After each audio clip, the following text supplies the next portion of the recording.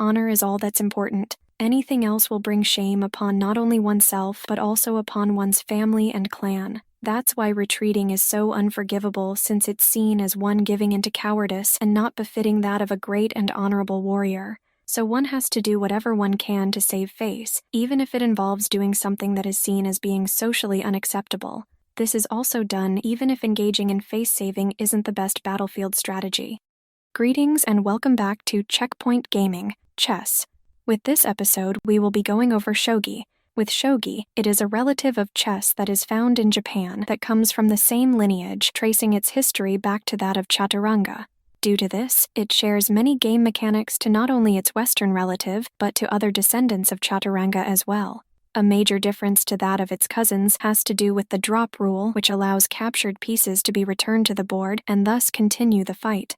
With the objective of the game, it is to put the opposing player's king into checkmate, with the players taking turns alternating moving their pieces to accomplish this.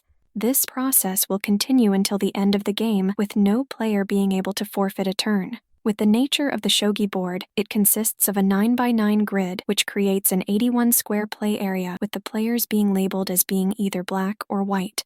With their respective pieces, they're placed upon the first 3 rows of the board found in front of them. The black player is also said to be going up the board, while the white player is said to be going down the board. With those who have a dirty mind, they can take the idea of going up and going down in such an inappropriate manner. And with labeling a player as being either black or white, it is done to differentiate between the players, not as an indicator of the game pieces. On top of this, the black player is to always start the game. And since the pieces aren't color-coded as a means of differentiation and indicating who they belong to, the piece's orientation upon the board is used to determine who owns which pieces. It is worth noting that the pieces are to always point towards the opposing player with their pentagonal shape, helping to indicate their orientation. To further distinguish Shogi from its cousins, an additional action is available for players to engage in, which is to return a captured piece back onto the board. The game also comes with a little stand that is placed next to the board and is used to store the captured pieces. In addition to this, the numbers that are found upon the top of the board will denote the file, while the kanji that are found upon the right of the board will denote the rank. When it comes to recording notations for the game, both of these elements are used for that purpose. If the board that is being used comes with dots printed upon it, then there are 4 of them which are found upon the middle of the board, and they are used to indicate where the player's home territory is located, along with where the promotion zones are found. With the pieces that each player gets, they consist of 20 in number and are divided into 8 different types. With these pieces, they consist of 9 pawns, 2 lances, 2 knights, 2 silver generals, 2 gold generals, 1 bishop, 1 rook, and 1 king, with the kings varying based upon the player. When placing the pieces upon the board, it consists of the following setup. The initial piece placement is to also be arranged in a radial symmetric pattern. On the player's first row, the 2 lances are placed in each corner of the board, followed by the knights with the silver generals found next. From there, the gold generals are next in line, which makes sense given the fact that gold is seen as being more valuable than that of silver, which is underscored by the medals awarded in the modern Olympic Games, where the gold medal is awarded to whoever takes first place, and the silver medal is awarded to whoever takes second place. And finally, in the center square is the king, because of course he would. Where else would the king be placed? On the player's second row, the bishop is to be placed upon the second file found to the player's left, while the rook is to be placed upon the second file found to the player's right. So the bishop is found in front of the left knight, while the rook is found in front of the right knight. Finally, on the player's third row, all of their pawns are to be placed with each pawn occupying a single square. When it comes to that of the lances, knights, and silver generals, all of them are able to be promoted to that of gold generals, thus granting them the movement capability of the gold general. Let's just hope they avoid taking a golden shower. And when one of these pieces gets promoted, they're simply turned over with the red calligraphy being face up. When it comes to that of movement within Shogi, there are 3 types available, and they consist of step, jump, and range. With step, it is when a piece moves to an adjacent square. With jump, it is when a piece moves to a square, regardless if there is an obstructing piece or not. With that said, only an unpromoted knight is capable of doing this. And with range, it is when a piece is capable of moving any number of squares in a particular direction. When a piece gets promoted, it will affect the available movement of the promoted piece.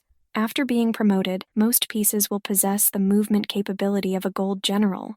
But when it comes to that of the bishop and rook, they'll gain an additional step in each direction that it couldn't otherwise move into before. In addition to this, the touch it, move it rule isn't found in this game, thus allowing a player to touch a piece and not be required to move it. With the pawn, its Japanese name is that of Fujio. Before it gets promoted, it is capable of moving one space forward, and it is able to capture a piece as part of its normal forward movement. With that said, it can never move diagonally, nor can they ever move 2 squares forward as its initial move. It is also unable to retreat. When it gets promoted, its Japanese name changes to that of Token, and it gets to move just like that of a gold general. With the lance, its Japanese name is that of Kyosha before it gets promoted, and it is capable of moving any number of free spaces forward. And it is only capable of moving forward, thus preventing it from moving backwards or sideways. When it gets promoted, its Japanese name changes to that of Narikyo, and it gets to move just like that of a gold general. With the knight, its Japanese name is that of Keima before it gets promoted, and it is capable of moving 2 squares forward and 1 square either left or right. So like its Western cousin, it is able to engage in an L-shaped maneuver. In addition to this, like its Western cousin, it is the only piece that is capable of jumping over other pieces that just so happen to find themselves in the path of this given piece. But with that said, it is only able to move forward. So far, it seems like Shogi is really interested in advancing upon the metaphorical battlefield. When the knight gets promoted, its Japanese name changes to that of Narike, and it gets to move just like that of a gold general. With the silver general, its Japanese name is that of Ginsho before it gets promoted, and it is capable of moving 1 square either forward or diagonally, as well as 1 square diagonally backwards. When it gets promoted, its Japanese name changes to that of Narigan, and it gets to move just like that of a gold general. With the gold general, its Japanese name is that of Kinsho, and it is capable of moving 1 square in any direction except diagonally backwards. It is also unable to be promoted. When it comes to games like this, the acronym KISS, or Keep It Simple, Stupid, is in effect. With the bishop, its Japanese name is that of Kaku or Kakugyo, for we've seen it be referred to as either in our research, before it gets promoted, and it is capable of moving any number of free spaces diagonally. When it gets promoted, its Japanese name changes to that of Ryuma, and it gets to move like that of a bishop or the king, but it is incapable of doing both in a single move, thus requiring them to choose one or the other. But it is nice to have that option after getting promoted. With the rook, its Japanese name is that of Hisha before it gets promoted, and it is capable of moving any number of free squares along the file or rank. When it gets promoted, its Japanese name changes to that of Ryu, and like that of the bishop, it has 2 options available to it when it comes to that of moving, that of a rook or the king, but not both in a single move. So even though it is capable of swinging both ways, like that of a bisexual, it requires the player to choose one or the other for that given move that turn. And with the king, its Japanese name is that of Osho or Gyoku, although our research indicated that it can be Osho or Gyokusho based upon the source, and it is capable of moving a single square in any direction. We suspect that the reason why the same piece has 2 names has to do with the fact that one king, the Osho, which means royal general, is the reigning king, while the Gyokusho, which means jeweled general, is the challenging king. If you have information pertaining to this, we would like to hear it. In addition to this, it will have to be moved in such a way where it is not placed into danger of being captured, or remains within danger of being captured. But if the player is unable to remove their given king from danger, then the game comes to an end with said player losing. It is also unable to be promoted due to the fact that it is good to be king, so why would anyone want to willfully give that up? The only thing that comes to mind of a comparable nature to giving up such power is when Pope Benedict XVI stepped down as the Bishop of Rome, aka the Pope, aka Who's Your Daddy, and what does he do? The only possible promotion that we can think of for a king is to become that of Pharaoh, which, according to the ancient Egyptians, is a god king, but we have our doubts that such a concept of Pharaoh ever reached as far east as the Japanese imperial court. But we are open to be proven wrong here. Just provide us with evidence stating us wrong, and don't forget to cite your sources for purposes of independent verification. As touched upon earlier, pieces are capable of being promoted during the course of the game. With this promotion capability, most but not all pieces are capable of being promoted. The only pieces that are unable to be promoted are the gold general and the king. With the pieces that are able to be promoted, they have writing found upon both sides of them, where the calligraphy found in black is the unpromoted side and the calligraphy in red is the promoted side. When a piece that is able to be promoted reaches the enemy encampment, that is the 3 ranks that are found upon the opponent's side of the board, it gets promoted to its upgraded form. Another way to look at it is that when a promotable piece reaches the rows found upon the far side of the board, from their perspective and compared to that of their initial setup, will actually get the chance to be promoted. When a piece performs a move upon the board, excluding that of being dropped, and is found within the promotional zone, the player has the option of promoting said piece. This includes when a piece enters, exits, or otherwise moves throughout the enemy encampment. With the promotion action, it is optional, which occurs at the end of the player's turn, where they turn said piece over to its promoted side. In addition to this, the promoted piece can only be promoted on the turn that saw it move, as well as remain pointing at the opposing player. In the situation where a piece no longer has the ability to move in any future turns, then the player is forced to immediately promote it.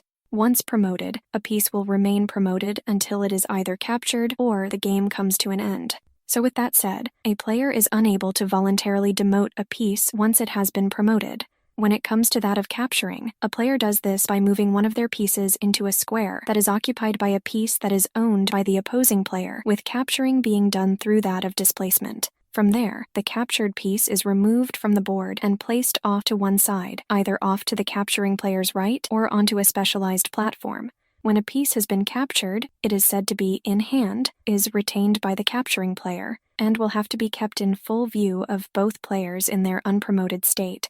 And when a piece engages in capturing, they do it as part of their normal move. When a piece has been captured, it isn't discarded like what happens to the pieces in Shogi's numerous cousins. And with pieces that are found in hand, the player has the option of dropping one of these captured pieces onto the board instead of moving one of their other pieces. This is known as to drop and will have to be done on any vacant square that is found upon the board and is to be dropped in its unpromoted form. From there, they get to move it as if it was their own piece due to the fact that ownership of the pieces is based upon the piece orientation instead of color. Once doing this, said piece is added to their force, essentially press-ganging the enemy piece to fight against its initial owner. And after capturing an enemy piece, the capturing player will have to wait until next turn to press-gang the enemy piece into service. When dropping a piece, there are a few rules in place that one will have to observe, otherwise they wouldn't be much of a rule set. First, a player is not allowed to drop a captured pawn into a file that already contains one of their unpromoted pawns. But if a file has a pawn that has been promoted, then dropping a pawn into said file is fine. Second, a piece cannot be dropped into a square where it has no possible moves available for it to make, so the player is required to drop the piece into a square where it can perform a legal move. With that said, a pawn or lance will be unable to be placed into the 9th rank, while a knight will be unable to be placed into the 8th or 9th rank. So a piece can't be dropped with the hopes of engaging in an immediate promotion. That would make the game unbalanced and thus unfair. With promotions, they will have to be earned, not just handed out like what one sees with a system filled with cronyism. But with that said, they can be placed in such a manner where it can be promoted either next turn or relatively quickly. Third, a pawn will be unable to be dropped into a square that would immediately cause the opposing king to be in check or checkmate that turn. But with that said, it is possible for a different piece to be dropped that would cause a check or checkmate to be triggered. Fourth, a piece can be dropped into a square that would protect the dropping player's king, thus canceling out a check. Fifth, when a piece is dropped, it will have to be done so in its unpromoted state, even if it was promoted when it was captured. Even if the piece was dropped in the promotion zone, it will have to remain unpromoted, having it be promoted next turn, assuming that it satisfies the promotion rules. So it can't be promoted the same turn it was dropped. And sixth, the dropped piece cannot engage in capturing the turn it was dropped. With determining who is to go first in any given game, a piece toss, which is known as furigoma in Japanese, is to be performed. In order to engage in this action, one player is to collect the 5 central pawns, followed by tossing them onto the board like that of dice. If any of the pieces land on their side, then those pieces are to be re-rolled. Depending upon how the players decide to play, the majority number of promoted or unpromoted sides will determine who will be black, and thus the attacking side, and who will be white, and thus the defending side. Once this has been completed, the tossed pawns are to be returned to their starting positions in their unpromoted state. From there, the game is able to start. During the course of the game, when a player's king is threatened with being captured, it's said that they are in check. Once in check, the player will have to engage in a move that'll protect their king during their next move, even if said player is Oliver Cromwell. And it is worth noting that the attacking player doesn't have to declare check in this situation, but it is a courtesy to warn the opposing player. In order to protect the king, the threatened player can either capture the attacking piece, move their king to a square where it is no longer in danger, or to block the attacking piece by either moving a friendly piece in the way or to drop a captured piece into an intervening square. If only Louis XIV and Marie Antoinette had such an option available instead of facing the guillotine. The king also isn't allowed to be moved into a position where it is still in danger. If only real-life kings followed this rule. But if a player finds their king in check and they're unable to perform a move to protect it, then their king is in checkmate and they have lost the game.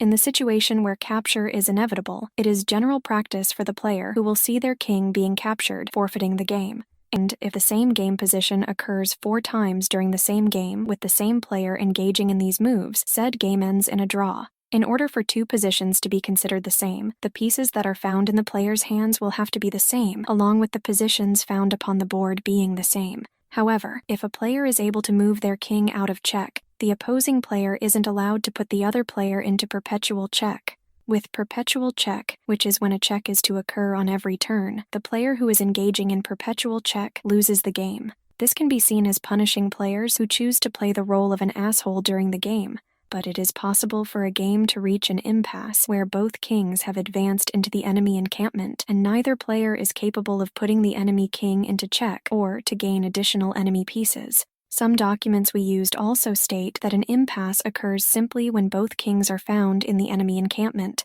In this given situation, the game comes to a stop and points are to be tallied in order to determine a score. In addition to this, any promoted piece will typically be demoted for purposes of scoring. For every bishop and rook a player controls, including any captured pieces, they score 5 points to said player. With all other pieces, excluding the king, they're worth 1 point each, including any captured pieces. The king isn't worth any points, and some versions of the game don't score the promoted pieces. If a player scores less than 24 points, then they will lose the game. Otherwise, the game ends in a draw. When it comes to draws found in professional matches, they typically aren't recognized, but it can also be left up to the tournament organizers on how to handle this given situation. With the winning of a game, it is done through that of checkmate or resignation, and if a player feels like victory for them is impossible or checkmate is inevitable, they can resign. And if a player engages in an illegal move, they will automatically lose the game.